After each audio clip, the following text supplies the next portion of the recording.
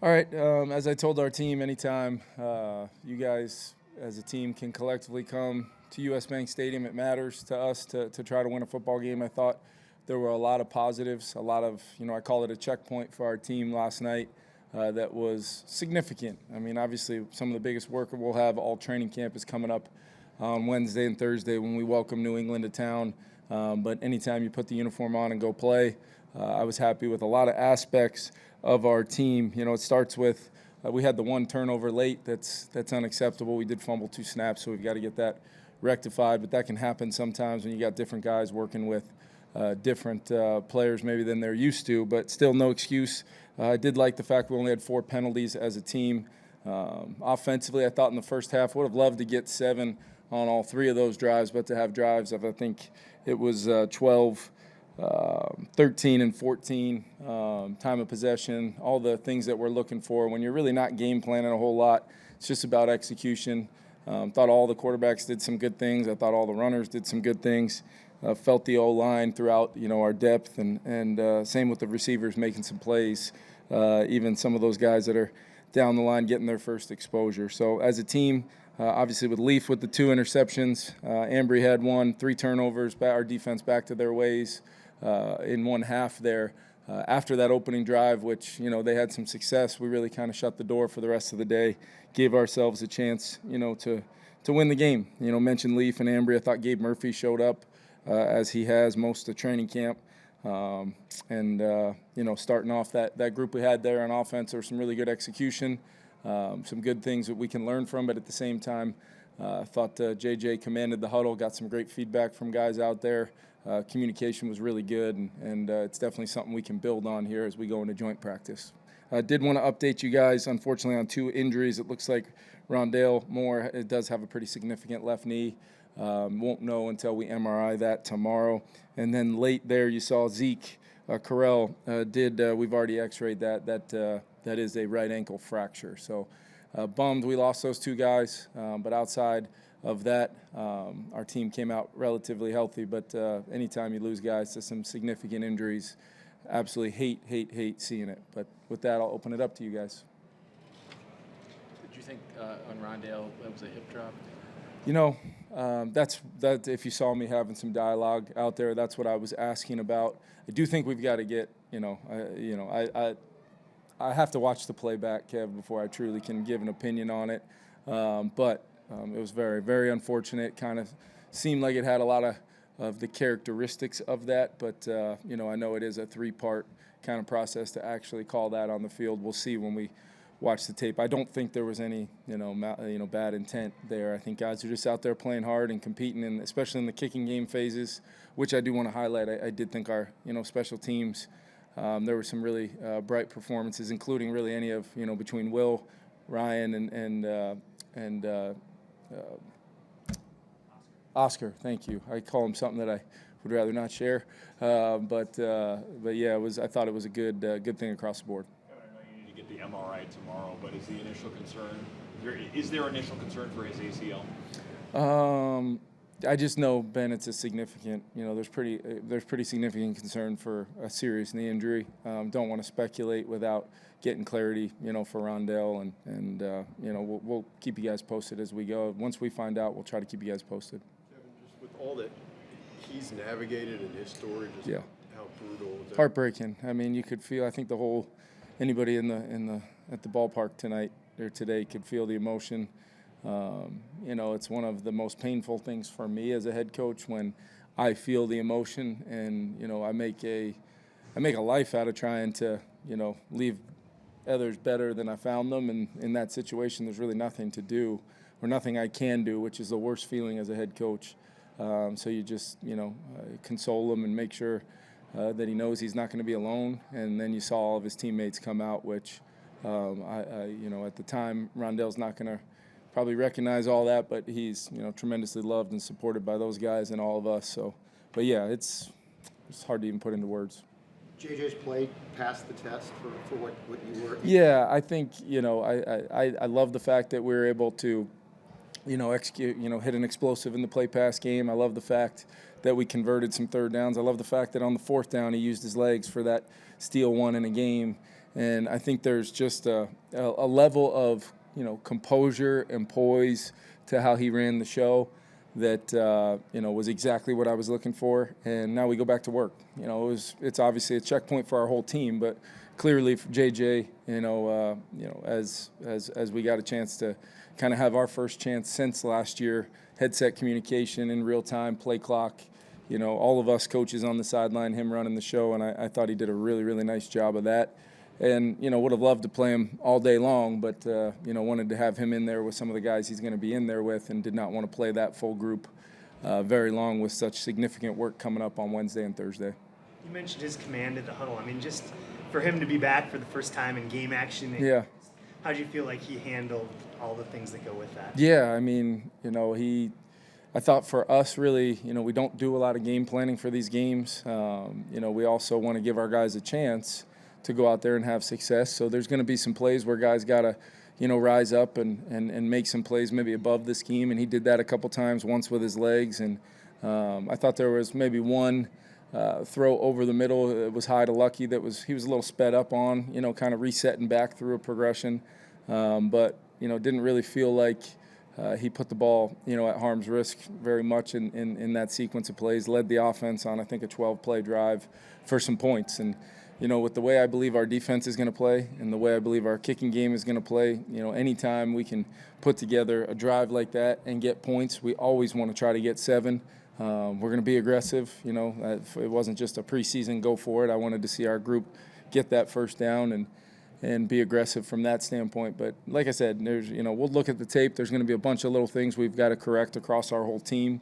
But the principles of what I was looking to see out of the football team today, establishing our identity through our football philosophy, I think there's check marks that we'll be able to look at, and as well as a lot of things to improve on, which is exactly where you want your team to be this early on in the process. How do you assess Sam Howell's body work today? Yeah, I thought, Sam's one of those guys that throughout the early stages of practice, you kept asking yourself, I think we're going to need to see him in game action just to get a great feel for kind of what Sam can do. And I thought, there was great examples of that, a guy that has played, a guy that moved the team, and I was happy with Sam. And then I thought, Rip had some things break down around him, which is normally the case throughout the preseason, and then, I thought Max did a pretty darn good job coming in there and putting the ball in the end zone there. So a lot of things those guys will probably be the first one to tell you,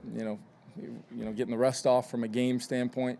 But I was proud of the way just our team, it felt clean for the most part. It's never going to be perfect, but it felt like we were a football team going in the right direction. Kevin, what did you think of Xavier Scott? Yeah, I thought he's another guy you've been, a lot of you guys have been out every day at camp seeing a lot of these tag-off periods where, we don't talk a lot about the run game in practice and some of these plays that look like it's a tag-off for 3 or 4 yards. They was getting 5 or 6, ran hard. He's got the skill set, as you've seen in the pass game, to help as well. I thought Ty Chandler had some good moments as well. Preseason's tough. It's one of those where, I respect that you guys are here, observing with your eyes instead of just the stat sheet, because it can be tough at times, with the way these games go, to really get a feel for exactly what happened if you weren't here observing it. So compliments to you guys for spending the day with us. Gabe Murphy is a guy I think you guys have been excited about. What did you think of him today with his pressure specifically? Yeah, I think he had 5 hits or whatever it was, and Gabe's been a guy that has shown up daily in camp, highlighted it in front of the team. I mean, it feels like a man on a mission right now in a lot of ways, and I'm just proud of him, proud of where he's at in camp right now, and now he's just got to set his sights on, continuing to compete. I've mentioned it to you guys how just competitive that outside linebacker room is, and it's because we're so good at the top with really 3 starters in JG, Gink, and Dallas, and then we feel really, really good about Bo, Gabe, and obviously the 2 young guys. Kevin, what did you see in Elijah Williams that made you guys want to sign him after a tryout and what he's done since then? Yeah, it's kind of one of those things where you guys know, you know how we handle rookie minicamp. There's not a lot of team reps where you can project, but, I remember vividly Marcus Dixon coming to me after day 1 of that tryout, and I always like to check in with all the coaches. Anybody catch your eye for me to look at tomorrow, and I'll be the first one to tell you, watching D-line individual for an hour and a half is not what I choose to do with my free time a lot. But I did spend some time, just observing him, the effort, had a little pop to him throughout the drills, and that's really what's shown up throughout training camp.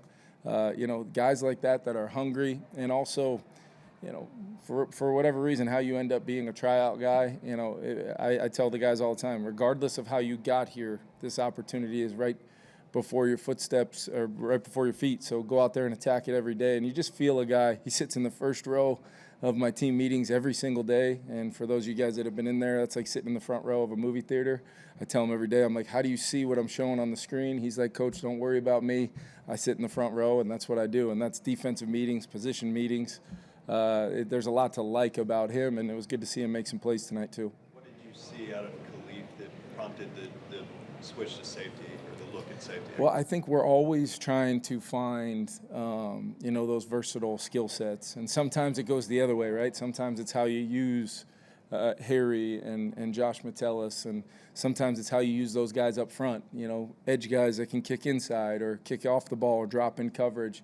It really just jumped out to us with, really as we've had some, whether it's Josh is working through what he's working through with his foot or whatever it was, it just seemed like some snaps were there. And he's got corner coverage skills and a physicality and kind of some ball skills that seem to fit with how we play football here. Not surprised that he was around the football and made some plays. We talk a lot about tips and overthrows with what our defense can do, and that showed up tonight. I was really proud of him. First game guys probably done now as far as the preseason games go? Yeah, we'll assess it. It's going to be a guy-by-guy thing, but more than likely, my expectation is if all goes well with having 2 complete full days, Wednesday and Thursday, that will kind of take care of itself, and then we'll assess it. But I think between how we handle this week and then how we handle kind of a short week, if you will, going into that last preseason game, we've got a very tight calendar to make sure repetition-wise the football team's in the kind of game shape that I'm looking for. And then we're going to start preparing for our first division opponent. But a bunch of guys sat, but I believe Javon now, practice-wise, missed 3 of the past 4 and then didn't play today. Yeah. Is there a concern there about? Yeah, he would have sat regardless, but there is not. He's just working through the normal training camp things, and hopefully we'll start being able to work him back in. We've had kind of the eye on those joints, knowing he wasn't going to play today. Both him and J.A., we've had our eye on those joint practices. I should finish that off. But yeah, that's where we're at. What did you see from Ty Felton, just from a special teams perspective? Yeah, I mean the gunner rep to get down there and be near that ball that Oscar hit, kind of had some English on it, and comes out right there. We're going to get one of those one of these days. And then I felt his speed. Obviously that first, I think we're all kind of learning on the fly, with that dynamic kickoff, and there's going to be some crazy bounces. There's going to be some plays that you block perfectly, and maybe you got a chance for a big one. I thought Will's there towards the end was an unbelievable kick. So I think that phase is going to be one where as we go through the preseason, we're kind of learning like you guys as we go of what exactly that's going to look like. But you saw, I think they were a yard or 2 away from that ball landing in the landing zone, and it's the 40-yard line. So, I mean, it's a significant play in our league this year for sure.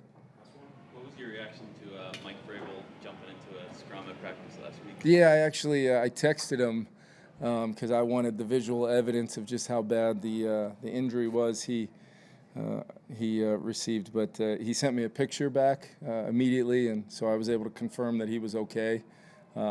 He called it next to nothing, but it was a very up-close and personal photo of Vrabel's face. I hadn't seen him like that in a long time. So I think the big thing for us and why Mike's always one of my first calls for joint practices is, we spend a lot of time talking about how we're going to set it up, and then I tend to be on that offensive field quite a bit. He tends to be on his first offense, and he can kind of move around because he's not a play calling coordinator necessarily. So he's a guy I trust. I know his team's going to practice really hard, and I expect it to be joint practice intensity. That's why we put so much value on it. But I believe both of our teams will know how to practice, and I think both of our teams will know the standard and what happens if we fall short of that standard of how we want to get work in those 2 days. Thanks, guys.